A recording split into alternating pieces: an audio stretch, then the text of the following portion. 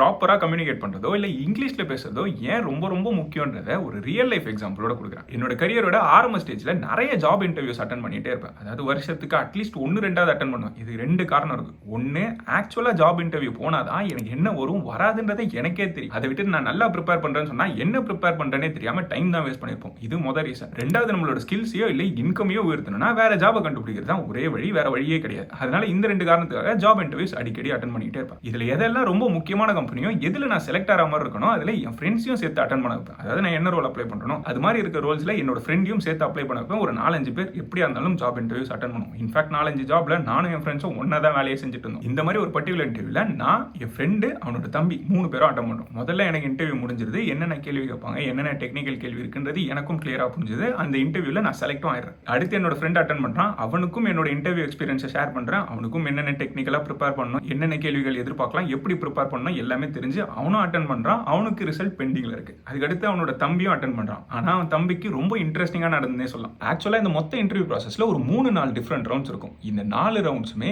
யூஎஸ்ல இருக்க டீம் கூட வீடியோ கான்ஃபரன்சிங்ல அட்டன் பண்ற மாதிரி இருக்கும். சீனியர் டெவலப்பர், மேனேஜர், டைரக்டர், இந்த மாதிரி 3 பொசிஷன்ல இருக்க டிஃபரெண்ட் பீப்புள் எங்களை இன்டர்வியூ கொஸ்டின்ஸ் கேட்பாங்க. அது எல்லாத்தையும் கிளியர் பண்ணாதான் அந்த ஜாப் நமக்கு. என்னோட ஃப்ரெண்டோட தம்பிக்கும் இதே மாதிரி 3-4 ரவுண்ட் நடக்குது. ஆனா ஒரு ரவுண்ட்ல கூட ஒரே ஒரு டெக்னிக்கல் கேள்வி கூட கேட்கல. இப்போ முன்னாடி நான் அட்டன் பண்ண எனக்கு எக்கச்சக்கமான டெக்னிக்கல் கொஸ்டின் கேட்டாங்க. இப்போ சாஃப்ட்வேர் இன்ஜினியரா இருந்தீங்கன்னா ஜாவால இருக்கக்கூடிய கோர் கான்செப்ட்ஸ் எல்லாத்தையுமே எனக்கு கேட்டிருந்தாங்க. த்ரெட்னா என்ன, எப்படி கிரியேட் பண்ணணும், இன்டர்ஃபேஸ்னா என்ன, அப்ஸ்ட்ராக்ட் கிளாஸ்க்கும் இதுக்கும் என்ன வித்தியாசம் சொல்லிட்டு நிறைய ஜாவா சம்பந்தப்பட்ட கேள்விகளும் சிஸ்டம் டிசைன் கொஸ்டின்ஸும் என்ன கேட்டுக்கிட்டே இருந்தாங்க. ஆனா இந்த பையனுக்கு ஒரே ஒரு டெக்னிக்கல் கேள்வி கூட கேட்காம 4 ரவுண்டையும் முடிச்சு அவனுக்கு இன்டர்வியூல ஜாப் ஆஃபருமே கொடுத்திருந்தாங்க. நான் இது வரைக்கும் என் வாழ்க்கையிலே பார்த்த ரொம்ப ரொம்ப வித்தியாசமான சாஃப்ட்வேர் டெவலப்பருக்கான ஜாப் இன்டர்வியூ எக்ஸ்பீரியன்ஸ் இது மட்டும் தான். ஆனா இந்த எக்ஸ்பீரியன்ஸ் ஒரு விஷயத்தை ரொம்ப கிளியரா சொல்லுது. இந்த இன்டர்வியூஸ் எல்லாத்துலயுமே அவன் கண்டிப்பா பேசிதான் ஆகணும். ஒவ்வொரு இன்டர்வியூவும் 1/2 hourல இருந்து 1 மணி நேரம் வரைக்கும் ஸ்கெடியூல் பண்ணுவான். இந்த 1 மணி நேரம் மொத்தமா டெக்னிக்கல் கேள்வியோ இல்ல ஸ்கில் சம்பந்தப்பட்ட கேள்வியோ எதுவுமே கேட்காம அவன் ப்ராப்பரா கம்யூனிகேட் பண்ணா மட்டும்தான் அவனை செலக்ட் பண்ணிருப்பாங்க. சோ இந்த 4 இன்டர்வியூலயும் அவன் கம்யூனிகேஷன் தான் அவனை செலக்ட் ஆக வச்சிருக்கு. சோ ஜெனரலா ஒரு ஜாப் இன்டர்வியூல நம்ம ஸ்கில்ஸ் எல்லாம் இவாலுவேட் பண்றதை தாண்டி நம்மளால கிளியரா கம்யூனிகேட் பண்ண முடியுதா, இவன் கிட்ட நம்மளால பேச முடியுமா, இவன் நம்ம டீமுக்கு வந்தா ஒழுங்கா வேலை செய்வானா, அவனுக்கு நம்ம சொல்றது புரியுமா, அவன் நம்மளுக்கு சொல்றது புரியுதான்றது தான் இவாலுவேட் பண்ணுவாங்க. நீங்க டெக்னிக்கலி ரொம்ப ஸ்ட்ராங்கா இருந்தாலும் இல்ல உங்களோட ஸ்கில் செட் எக்ஸெப்ஷனலா இருந்தா கூட நீங்க ப்ராப்பரா கம்யூனிகேட் பண்ணலனா அதெல்லாம் உங்களுக்கு இருக்குன்றது கூட இன்டர்வியூவரால கண்டுபிடிக்க முடியாது. அதனால ப்ராப்பர் கம்யூனிகேஷன்ன்றது ரொம்ப ரொம்ப important. Fortunately or unfortunately English தான் ரொம்ப டாமினன்ட்டான ப்ரொஃபஷனல் லாங்குவேஜா இருக்கு. அதனால அதை கத்துக்கிறதும் ரொம்ப ரொம்ப இம்பார்ட்டன்ட். அதை கத்துக்கிறது ஏன் புரிஞ்சுக்கணும்னா அதுக்கு ஒரு ரொம்ப சிம்பிளான எக்ஸாம்பிள் எடுத்துக்கோம். இப்போ என்னோட எடிட்டர் இருக்காரு, இல்ல எனக்கு தம்ப்நெயில் பண்ணி கொடுத்துருக்காரு, இல்ல எந்த ஃப்ரீலான்ஸ் வேலை வேணா எடுத்துக்கோங்க. அதை இந்தியால பண்றதுக்கும் இல்ல யூஎஸ்ல இருக்க ஒருத்தருக்கு பண்றதுக்கும் பேமெண்ட் மட்டும் 10-15 மடங்கு வரைக்கும் காஸ்ட் டிஃபரன்ஸ் இருக்கும். அதாவது இங்க 1000 ரூபாய்க்கு பண்ணக்கூடிய விஷயத்த அங்க 10,000 ரூபாய் நம்மளால வாங்க முடியும். ஏன்னா நம்ம ஏர்ன் பண்ண போறது டாலர்ஸ்ல. சோ ப்ராப்பரா நம்மளால இங்கிலீஷ் பேச முடியுதுன்னா பெரிய கிளைண்ட்ஸை பிடிச்சி அவங்க மூலமா நம்மளோட ஏர்னிங் பொட்டன்ஷியலும் நம்மளால இன்க்ரீஸ் பண்ண முடியும். இதுக்கு எதுக்கு நான் இங்கிலீஷ் கத்துக்கணும், என் தாய்மொழியிலேயே நான் இதை பண்ணிட்டு போறேன்னு சொன்னீங்கன்னா அஃப்கோர்ஸ் நமக்கு தெரிஞ்சவங்ககிட்டயோ இல்ல நம்ம வீட்லயோ நம்ம தாய்மொழியில தான் பேச போறோம். ஆனா யூனிவர்சல் பிசினஸ் லாங்குவேஜ்னு ஒன்னு இருந்து இதுதான் இந்த இடத்துல தேவையா இருக்குன்னா அது கத்துக்கிறது அத்தியாவசியமா மாறுது. இப்போ உதாரணத்துக்கு நான் நெதர்லாண்ட்ஸ்ல ஒர்க் பண்ணிட்டு இருக்கேன். என் டீம்ல கிட்டத்தட்ட 6-7 பேர் வேலை செய்றாங்க. ஒருத்தர் ஈஜிப்த், இன்னொருத்தர் ரஷ்யா, போர்ச்சுகல், ஜப்பான், ரொமேனியான்னு சொல்லிட்டு 5 டிஃபரெண்ட் கண்ட்ரில இருந்து வேற வேற நபர்கள் வேலை செய்றாங்க. இவங்க எல்லாருக்குமே காமனா புரியக்கூடிய லாங்குவேஜ் இங்கிலீஷ் தான். அதனால அதை கத்துக்கிட்டு அங்க பேசுறது ரொம்ப அத்தியாவசியமா மாறுது. இப்போ இந்த இங்கிலீஷோ இல்ல நம்மளோட கம்யூனிகேஷன் ஸ்கில்ல எப்படி இம்ப்ரூவ் பண்ணலாம்ன்றத ஸ்டெப் பை ஸ்டெப் இந்த வீடியோல டீடைலா பார்ப்போம். முதல் விஷயம், நம்ம வாழ்க்கையில நிறைய நேரங்கள்ல நம்ம ஃபோர்ஸ்டா சும்மா இருக்காம இருக்கும். ஃபோர்ஸ்டா சும்மா இருக்கணும்னா நம்மளால வேற எதுவுமே பண்ண முடியாது, அங்க சும்மா தான் இருந்தாலும். உதாரணத்துக்கு தூரமா இருக்க காலேஜ்க்கோ இல்ல ஆஃபீஸ்க்கோ போகும்போது கம்யூட்ல சும்மா நம்ம உட்காந்துட்டு இருக்காம இருக்கும். அப்படி இல்லைன்னா நம்ம குக்கிங் பண்றோம்னாலோ இல்ல ஜிம்ல இருக்கோம்னாலோ இல்ல ஏதோ ஒரு லைன்ல ரொம்ப நேரமா வெயிட் பண்ணிட்டு இருக்கோம்னாலோ இந்த பாயிண்ட்ல எல்லாம் நம்மளால லிசன் பண்ண முடியும். ஆனா யூசுவலா என்ன பண்ணுவோம், நம்மளோட மொபைல் போன் எடுத்து ரேண்டமா ஏதோ ஒரு இன்ஸ்டாகிராம் ரீலோ இல்ல ஷார்ட்ஸோ பார்த்துட்டு இருப்போம். அதை அவாய்ட் பண்ணிட்டு ஹை குவாலிட்டியான இங்கிலீஷ் கண்டென்ட்டை கன்சியூம் பண்ண ஆரம்பிக்கலாம். இப்போ அதுக்கு 2-3 உதாரணம் சொல்லணும்னா ஒன்னு டெட் டாக்ஸ் எடுத்துக்கலாம். டெட் டாக்ஸ்னு சொல்லும்போது ரொம்ப ஷார்ட்டா இன்ஸ்பைரிங்கா லைஃப் சேஞ்சிங்கான ஐடியாஸை அந்த ஃபீல்ட்ல இருக்கக்கூடிய பெரிய பெரிய நபர்கள் நம்மளுக்கு சொல்லிட்டு வருவாங்க. டெட் டாக்ஸ் சேனலுக்கு போயிட்டு பாப்புலர் படி ஸ்டார்ட் பண்ணிடுங்க. இருக்கிறதுலே ரொம்ப பாப்புலரா இருக்க மொத 10 டாக்க ஆல்மோஸ்ட் எல்லாருமே கேட்டுதான் ஆகணும். ஏன்னா அங்க இருந்து நம்மளுக்கு நிறைய ஐடியாஸும் டீப்பான இன்சைட்ஸும் கிடைக்கும். அது எல்லாமே இங்கிலீஷ்லயும் கிடைக்கிறதுனால அந்த லாங்குவேஜும் நம்ம கத்துக்க முடியும். இன்ஃபேக்ட் இது எல்லாமே சப்டைட்டில்ஸோடையும் வரும். 1-2 வீடியோவை சப்டைட்டில்ஸோட பாருங்க. மற்றதெல்லாம் சப்டைட்டில் இல்லாம அப்படியே நம்மளுக்கு புரியுதான்றதை கன்சியூம் பண்ண ஆரம்பிங்க. தொடர்ந்து இங்கிலீஷை கன்சியூம் பண்ணிக்கிட்டே இருக்கணும். இதுக்கடுத்து ஒரு எக்ஸாம்பிள் சொல்லணும்னா என்னோட லைஃப் டைம் ஃபேவரட் பாட்காஸ்ட் இல்லனா லைஃப் டைம் ஃபேவரட் புக்னே சொல்லுவேன். நவல் ரவிகாந்த்ன்ற ஒரு பெரிய ஆண்டர்பிரனரும் ஆத்தரும் அல்மனாக் ஆஃப் நவல்னு சொல்லிட்டு ஒரு புக் ரிலீஸ் பண்ணிருக்காங்க. இதை ஆடியோ ஃபார்மேட்ல யூடியூப்லயுமே ஃப்ரீயாவே பப்ளிஷும் பண்ணிருக்காங்க. இது ஒரு லென்த்தியான பாட்காஸ்ட் கம்பைலேஷன். ஆனா லைஃப் சேஞ்சிங்கான ரொம்ப இன்சைட்ஃபுல்லான டீப்பான ஐடியாஸ் நம்மளுக்கு கிடைக்கும். அதுவும் அதுவும் சிம்பிளா சொல்லப்பட்டிருக்கும், எல்லாமே இங்கிலீஷ்லயும் சொல்லுவார். இந்த புக்கை மட்டும் ஆடியோ ஃபார்மேட்ல 50ல இருந்து 100 வாட்டிக்கு மேல நான் கேட்டிருப்பேன். இதை தொடர்ந்து கேட்டுக்கிட்டும் இருக்கேன். நான் எப்போ ஜிம்முக்கு போனாலோ இல்ல சைக்கிள் பண்ணாலோ இல்ல வாக்கிங் பண்ணாலோ எக்ஸசைஸ் பண்ணாலும் எல்லா பாயிண்ட் இன் டைம்லயும் இந்த புக்கை கன்சூம் பண்ணிக்கிட்டே இருப்பேன். இன்ஃபேக்ட் லைஃப் சேஞ்சிங்கான விஷயம்னே சொல்லுவேன். நீங்க வெல்த் பில்ட் பண்ணனாலோ இல்ல பிசினஸ் வைக்கணும்னாலோ கரியர்ல பெரிய ஆள் ஆகணும்னாலோ இந்த புக்கை கண்டிப்பா செக் பண்ணி பாருங்க. இங்கிலீஷ் கத்துக்கிறது பை ப்ராடக்டா இருக்கும். லைஃபை பத்தியும் உங்களோட growth பத்தியுமே ஒரு பெரிய கிளாரிட்டி உங்களுக்கு இல்ல ப்ரொடக்டிவிட்டிலயோ செல்ஃப் இம்ப்ரூவ்மெண்ட்லயோ ஒரு நல்ல சேனல் பார்க்கணும்னு நினைச்சீங்கன்னா அலி அப்தாலோட சேனல் பார்க்கலாம். இதுவுமே இங்கிலீஷ்ல ரொம்ப சிம்பிளிஃபைடா நல்ல கண்டென்ட் கொடுக்கும். இந்த மாதிரி நல்ல சேனல்ஸை இங்கிலீஷ்ல குவாலிட்டியான கண்டென்ட்டை தொடர்ந்து கன்சியூம் பண்ணிட்டே வாங்க. இப்போ சொன்ன சேனல்ஸ் தான் பார்க்கணும்னு கிடையாது. நீங்க எந்த ஃபீல்ட்ல இருக்கீங்களோ அதை கத்துக்கக்கூடிய கண்டென்ட்டையும் நீங்க தேடினீங்கன்னா தமிழ்ல ஒன்று வரும். அதை ஸ்கிப் பண்ணிட்டு இங்கிலீஷ்ல என்ன வருதோ அதை எடுத்து கன்சியூம் பண்ண ஆரம்பிங்க. நீங்க தொடர்ந்து இங்கிலீஷ் கண்டென்ட் பார்த்துக்கிட்டே இருந்தீங்கன்னா உங்களோட யூடியூப் ஃபீடே இங்கிலீஷ் கண்டென்ட்டா மாறிடும். இதுக்கு ஒரு நல்ல உதாரணம் சொன்னா என்னோட வைஃப் எடுத்துக்கலாம். அவங்களோட ஆரம்ப கட்டத்தில் அவங்களோட யூடியூப் ஃபீட் எடுத்தா எல்லாமே தமிழ் கண்டென்ட்டா மட்டும்தான் இருக்கும். ஒரே ஒரு இங்கிலீஷ் கண்டென்ட் கூட நான் பார்த்ததே கிடையாது. ஆனா தொடர்ந்து கொஞ்சம் கொஞ்சமா இங்கிலீஷ் கண்டென்ட் கன்சியூம் பண்ண ஆரம்பிச்சதுக்கு அப்புறம் அவங்க ஃபீட்ல தமிழ் கண்டென்ட் பார்க்கறது தான் ரொம்ப ஆச்சரியமா இருக்கு. இப்போ ஃபுல்லாவே இங்கிலீஷ் கண்டென்ட்டாவே இருக்கு. ஆரம்ப காலத்துல அவங்களுக்கு இங்கிலீஷ் கண்டென்ட் பார்க்கறது இன்ட்ரெஸ்டும் கிடையாது. இப்போ இங்கிலீஷ் கண்டென்ட்டே 2x ஸ்பீட்ல வச்சு பார்க்கறாங்க. அவங்களோட இங்கிலீஷ் அண்டர்ஸ்டாண்டிங் கெப்பாசிட்டியும் சரி இல்ல பேசுறதுமே சரி ரொம்பவே இம்ப்ரூவ் ஆயிருச்சுன்னு சொல்லலாம். இதை ஃபோர்ஸ் பண்ணிலாம் பண்ணாதீங்க. எந்த கண்டென்ட் பார்த்தா உங்களுக்கு எக்ஸைட்மெண்ட் கொடுக்குமோ அதே மாதிரி எதை நீங்க என்ஜாய் பண்ணீங்களோ அதை பார்க்க ஆரம்பிங்க. அதனால உங்களுக்கு நேச்சுரலாவே இங்கிலீஷ் கண்டென்ட் உங்க ஃபீட்ல ஆட்டோமேட்டிக்கா வர ஆரம்பிக்கும். நீங்க உங்களை ஃபோர்ஸ் பண்ணிக்கணும்ன்ற அவசியமும் இருக்காது. இல்ல இன்னொரு விஷயம் பண்ணலாம். இதுல என்டர்டெயின்மெண்ட்டும் நம்மளுக்கு இருக்கும். அதாவது ரொம்ப பாப்புலரான டிவி சீரிஸோ இல்ல இங்கிலீஷ் படங்களோ பார்க்க ஆரம்பிக்கலாம். இதே விஷயத்தை தான் எனக்கும் நான் காலேஜ் சேர்றதுக்கு முன்னாடி சொன்னாங்க. அந்த பாயிண்ட்ல கேம் ஆஃப் த்ரோன்ஸ் ஒரு சீரிஸ் இருந்தது. நிறைய பேர் நான் காலேஜ் போன ஃபர்ஸ்ட் இயர்லயே என் ஃப்ரெண்ட்ஸ் எல்லாம் பார்க்க ஆரம்பிச்சாங்க. சரி நானும் ட்ரை பண்றேன்னு சொல்லிட்டு மொதல் எபிசோட் மட்டும் பார்க்கறேன். எனக்கு ஒண்ணுமே புரியல. யார் ரிலேட்டட் யார் எனிமின்னு சொல்லிட்டு எந்த பிளாட்டுமே எனக்கு புரியல.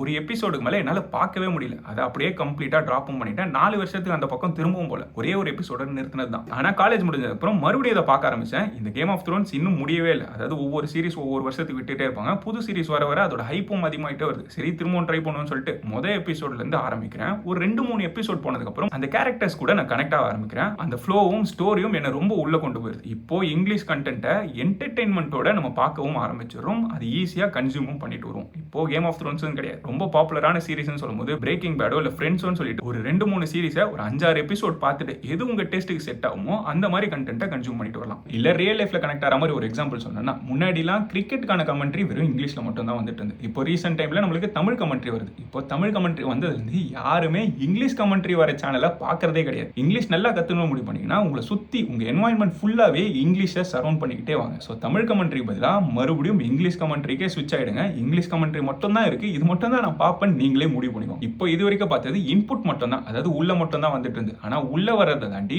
நம்மளும் பேசப்படணும். அப்படின்னா நம்ம பண்ண வேண்டிய ஒரு விஷயம் நம்மளா நம்மளோட தலையை எடுத்துட்டு போய் கொடுக்குறது. அதாவது காலேஜ்ல இருக்கீங்கனாலோ இல்ல வேலையில இருக்கீங்கனாலோ செமினார்ஸ் இல்ல பிரசன்டேஷன் சொல்லுவாங்க. அதாவது திடீர்னு ஏதாவது ஒரு சாப்டர் எடுத்து நான் பிரசன்ட் பண்றேன் இல்ல நான் செமினார் எடுக்கிறேன்னு சொல்லிட்டு வாலண்டியரா போயிட்டு நீங்களா ஆஜராயிடுங்க. ஆஜராயிட்டு அதுக்கான பிரசன்டேஷனையும் எடுத்து இங்கிலீஷ்ல பிரசன்ட் பண்ண ஆரம்பிங்க. அதை மல்டிபிள் டைம் பண்ணிட்டே இருங்க. இப்போ நீங்க ஒர்க் பண்ணிட்டு இருக்கீங்கன்னா நீங்க கடைசியா ஒர்க் பண்ண விஷயத்தை உங்க டீமுக்கு மொத்தமா பிரசன்ட் பண்றேன் இல்ல நாலேஜ் ஷேர் பண்றேன்னு சொல்லிட்டு ஒரு செஷனை நீங்களே ஆர்கனைஸ் பண்ணலாம். இதுல 2 நல்ல விஷயம் இருக்கு. ஒன்னு நீங்களா இனிஷியேட்டிவ் எடுக்கிறீங்கன்றது கம்பெனிக்கு உங்க மேல ஒரு பிளஸ் பாயிண்டா இருக்கும். அது கூடவே உங்களோட கம்யூனிகேஷனை நீங்க இம்ப்ரூவ் பண்ண போறீங்க. இதை தொடர்ந்து பண்ணிட்டே வர நமக்கு நம்ம பேசுறதுல இருக்க கூச்சமும் உடையும். அதே மாதிரி பிரசன்டேஷன் ஸ்கில்ஸும் நம்மளுக்கு இம்ப்ரூவ் ஆயிட்டே வரும். அதனால இன்டென்ஷனலா போயிட்டு எங்கெல்லாம் நமக்கு பேசுறதுக்கு வாய்ப்பு கிடைக்குமோ அங்க நம்மளா போய் ஆஜராயணும். அப்படி வாய்ப்பே இல்லைன்னா அந்த வாய்ப்பை வேணும்னே நம்ம உருவாக்கிக்கணும். அதாவது காலேஜ்ல செமினார் எடுன்னு மிஸ் சொல்லவே இல்லைனாலும் நீங்களா போய் டீச்சர் கிட்ட சொல்லிட்டு நான் இந்த லெசன் படிச்சுட்டு நானா செமினார் எடுக்கிறேன், எப்போ எடுக்கணும்னு மட்டும் சொல்லுங்க, இது ஓகேவான்னு கேளுங்க. அவங்க ஓகேன்னா சொல்லுவாங்க. உங்களுக்கு நல்ல பேரும் கிடைக்கும், இங்கிலீஷ்ல பேசி உங்க கம்யூனிகேஷனையும் வளர்த்துக்க முடியும். இதை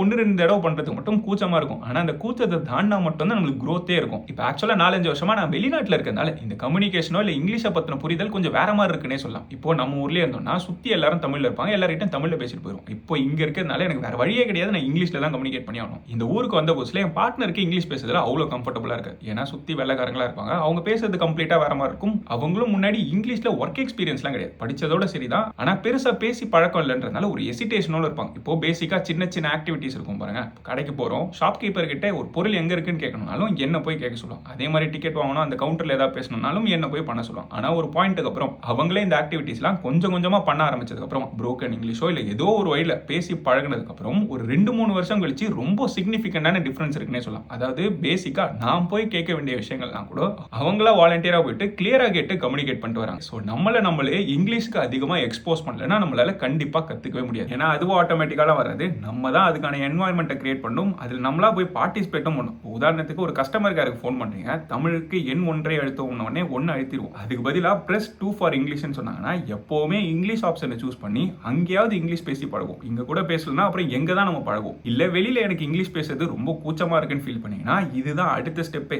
உங்ககிட்டயாவது நீங்கள் இங்கிலீஷ்லேயே பேசிக்கோம். அதாவது மைண்டில் நம்ம நிறைய விஷயம் யோசிப்போம், அது எல்லாத்தையுமே தமிழில் தான் யோசிப்போம், இல்லை நம்மளோட தாய்மொழியில் தான் யோசிப்போம். அதுக்கு பதிலாக அதை கம்ப்ளீட்டாக சேஞ்ச் பண்ணி நம்ம கிட்ட நம்மளே பேசுறதை இங்கிலீஷ்க்கு மாற்றிக்கோங்க. உதாரணத்துக்கு ஏதோ ஒரு விஷயம் பண்ணிட்டு இருக்கேன், இதை முடிச்ச உடனே அவங்க கிட்ட சொல்லணுன்றது எப்படி யோசிப்பீங்க? இதை நான் பண்ணிட்டு இருக்கேன், இது முடிச்ச உடனே அவன்கிட்ட சொல்லணும் அப்படின்றத மைண்டில் யோசிக்கிறது பதிலாக வேணும்னா வாய் விட்டே இங்கிலீஷில் சொல்லலாம். Okay today I need to finish this then I will call him அப்படின்னு சொல்லிட்டு வாய் விட்டு இங்கிலீஷில் நம்மளே பேசிக்கலாம். அதாவது நம்ம யோசிக்கிற விஷயங்களோ நம்ம பண்ணக்கூடிய எல்லா விஷயத்தையுமே நமக்கு நாமே இங்கிலீஷ்ல பேசி பழகிக்கணும். உதாரணத்துக்கு சமையல் பண்ணிட்டீங்கன்னா I am cutting onions then I will add potatoes, இந்த மாதிரி யோசிச்சு பேசி பழகிக்கோங்க. ஸோ இந்த மாதிரியான சின்ன சின்ன கான்வர்சேஷன் நீங்க உங்களுக்குள்ளேயே வச்சுக்கிறதுனால பிரெயினே ஆட்டோமேட்டிக்கா இங்கிலீஷ்ல திங்க் பண்றதுக்கு ஆரம்பிக்கும். அதாவது நம்ம இங்கிலீஷ்ல நல்லா பேசணும்னா இங்கிலீஷ்ல அந்த சென்டென்ஸை மண்டையில ஃபார்ம் பண்ணி பேசினா மட்டும்தான் ஒழுங்கா பேச முடியும். யூஸ்வலா நம்ம என்ன பண்ணுவோம்னா தமிழ்ல அந்த சென்டென்ஸை யோசிச்சிருவோம், அது அப்படியே இங்கிலீஷ்ல டிரான்ஸ்லேட் பண்ணி வெளியில சொல்லுவோம்ல, அப்படி பண்ணக்கூடாது. திங்க் இன் இங்கிலீஷ்னு சொல்லுவாங்க. இப்போ அதுக்கு சில உதாரணங்கள் சொல்றேன். நீ சாப்பிட்டியா இல்லையான்றதை நம்ம எப்படி கேட்போம்? யூ ஏட் ஆர் நாட்னு கேட்போம். இதுதான் மதர் டங் இன்ஃப்ளூயன்ஸ்னு சொல்லுவாங்க. அதாவது தமிழ்ல யோசி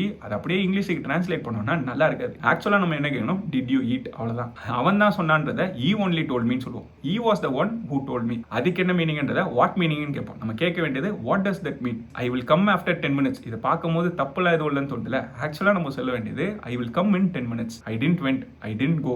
Y you came late, why did you come late? I am going for walking, I am going for a walk. So தமிழ்ல யோசிச்சு அதை இங்கிலீஷ்ல டிரான்ஸ்லேட் பண்ணோம்னா அந்த சென்டென்ஸே தப்பாகிறதுக்கு வாய்ப்பு இருக்கு. அதனால நம்மளோட மைண்ட்லயே நம்ம இங்கிலீஷ்ல திங்க் பண்ணணும். அதுக்கு நம்ம கூட நம்மளே மினி கான்வர்சேஷன்ஸ் அப்பப்போ இங்கிலீஷ்ல வச்சுக்கிறது ரொம்ப இம்பார்ட்டன்ட். நான் என்னோட டெய்லி லைஃப்ல பார்க்குற 2 இம்பார்ட்டன்டான இம்பாக்ட்ஃபுல்லான விஷயங்கள் சொல்றேன். ஒன்று, எனக்கு 2 வயசுல ஒரு பையன் இருக்கான். அந்த 2 வயசு பையன் இப்பதான் அவன் லாங்குவேஜ் கத்துட்டு வரான். வீட்டில் நாங்கள் அவங்க கிட்ட தமிழ்ல தான் பேசுவோம். அவன் நான் சொன்ன மாதிரி தமிழ் கத்துக்கணும்னு சொல்லிட்டு கண்டென்ட் எதுவும் எக்ஸ்க்ளூசிவா யூடியூப்ல வச்சு பார்த்தோ எப்படியோ கத்துக்கலாம் கிடையாது. அவனை சுத்தி அவன் என்வாயன்மெண்ட்ல டெய்லி தொடர்ந்து அவன் தமிழ் கேட்டுக்கிட்டே இருப்பான். அதாவது நானும் என்னோட ஒய்ஃபும் அவங்க கிட்ட தமிழ்லயே பேசிட்டு இருக்கிறதுனால அவனுக்கு அது வந்துகிட்டே இருக்கும். அவன் என்வாயன்மெண்ட்டே அவன் என்ன லாங்குவேஜ் கத்துக்கணுமோ அதையே ஃபீட் பண்ணிட்டு இருந்ததுன்னா அவனுக்கு வேற வழியே கிடையாது. அது ஆட்டோமேட்டிக்கா கத்துப்பான். அவன் புக் எடுத்தோ இல்ல நோட்ஸ் போட்டோ இல்ல ஸ்ட்ரக்சர்டாவோலாம் கத்துக்கல. ஆனா கொஞ்சம் கொஞ்சமா கத்துட்டு வரான். அவனுக்கு ஒரு 2-3 வார்த்தைகள் தெரியும். அவன் எல்லா வார்த்தைகளும் கேட்டுக்கிட்டே இருக்கான். ஆனா பேசுறதுக்கு இப்பதான் ஆரம்பிக்கிறான். அப்படி பேசும்போதும் அவன் கொஞ்சம் கூட கூச்சப்படாமலோ இல்ல கொஞ்சம் கூட யோசிக்காமலோ அவனுக்கு தெரிஞ்ச வார்த்தைகளை கிராமர் படிலாம் கிடையாது, ஏதோ ஒரு ஸ்ட்ரக்சர்ல போட்டு நம்மளுக்கு கம்யூனிகேட் பண்ண ட்ரை பண்ணுவோம். இப்போ யூஸ்வலா பூவா சாப்பிட்டியாடான்னு கேட்டினா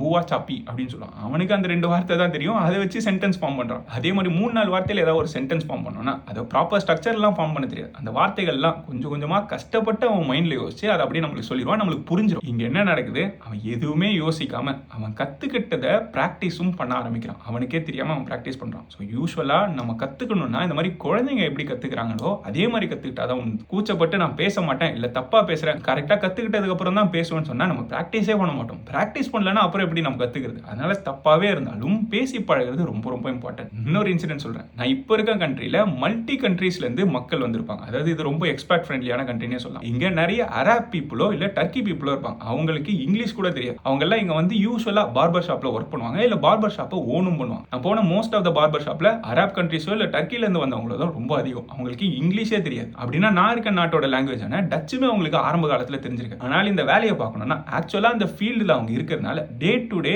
இந்த டச் பீப்புள்களை இன்டராக்ட் பண்ணி தான் ஆகணும். ஆரம்பத்தில் அவங்களுக்கு ஒண்ணுமே புரிஞ்சிருக்காது. ஆனா பேச பேச கேட்க கேட்க தப்பா பேசி பழகினதுக்கு அப்புறம் அவங்க ரொம்ப கம்ஃபர்டபுளா டச்ல பேச ஆரம்பிச்சிடறாங்க. இதுவுமே அதே விஷயம் தான் சொல்லுது. You have to expose yourself to the environment where you can learn the language and practise it irrespective of the difficulty. என்ன ஆனாலும் சரி நம்மளோட என்வாயர்மெண்ட்டை இங்கிலீஷ் கண்டென்ட்ல ஃபில் பண்றது நம்மளோட கடமை. அதே நேரத்தில் அதை தொடர்ந்து பிராக்டிஸ் பண்ணிட்டே இருக்கிறதும் நம்ம தான் பண்ணி ஆகணும். ஸோ இங்கிலீஷோ இல்ல கம்யூனிகேஷனோன்றது நிறைய வார்த்தைகளை மனப்பாடம் பண்றதோ இல்ல கிராமரை மனப்பாடம் பண்றதுலாம் கிடையாது. சின்ன சின்ன ஸ்டெப்ல டெய்லி அதை பிராக்டிஸ் பண்றது. ஃபர்ஸ்ட் உங்களோட கண்டென்ட் ஃபுல்லாவே இங்கிலீஷ் கண்டென்ட்டா வர்றதுக்கு என்ன பண்ணணுமோ பண்ணுங்க. ரெண்டாவது சும்மா இருக்க நேரத்தில் குவாலிட்டியான கண்டென்ட் எதை நீங்க என்ஜாய் பண்ணீங்களோ அதையுமே இங்கிலீஷ்ல பார்த்துட்டே வாங்க. அதுக்கப்புறம் எங்கெல்லாம் இங்கிலீஷ் பேச வாய்ப்பு கிடைக்குதோ அந்த வாய்ப்பை யூஸ் பண்ணிக்கோங்க. வாய்ப்பே கிடைக்கலனாலும் நம்மளோட தலையை வாண்டடா எடுத்துட்டு போய் விட்டு அந்த வாய்ப்பை நம்ம உருவாக்கிக்கணும். ஒரு சில மாசத்துல இம்ப்ரூவ் ஆகிறத நீங்களே பார்ப்பீங்க. இப்போ இது வரைக்கும் இந்த வீடியோல பார்த்த இன்ஃபர்மேஷன் உங்களுக்கு யூஸ்ஃபுல்லாவோ இல்ல புதுசாவோ இருக்குன்னு தோணுச்சுன்னா இந்த வீடியோவை லைக் பண்ணுங்க. இதே மாதிரியான கண்டென்ட்டோ இல்ல இந்த டாபிக்ல இன்னும் நிறைய வீடியோஸ் பார்க்கணும்னு நினைச்சீங்கன்னா கமெண்ட்ஸ்ல மென்ஷன் பண்ணுங்க. இந்த சேனலை இது வரைக்கும் சப்ஸ்கிரைப் பண்ணாம பாக்குறீங்கன்னா சப்ஸ்கிரைப் பட்டனையும் கிளிக் பண்ணிருங்க. அது பக்கத்துல இருக்க பெல் ஐகானை கிளிக் பண்ணி